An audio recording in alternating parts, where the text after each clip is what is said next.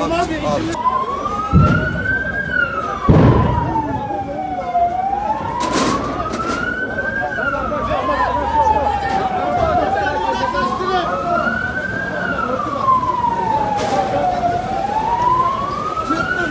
Abi bu tarafa gel.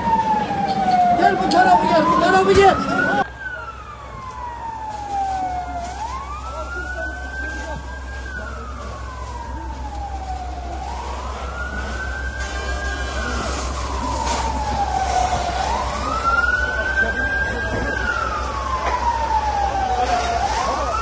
Şu arka taraftaki koğuşun elektriğini her şeyi kesinler abi.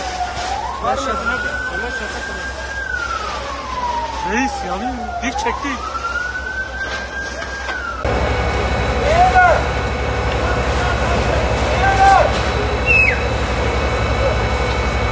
Söndüremezler ya, sönmez ya.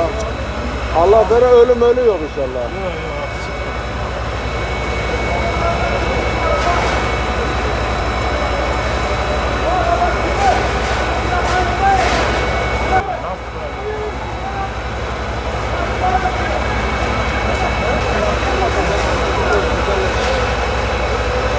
Uyanlara da vurdu ha. O bir taraflar da yani bak.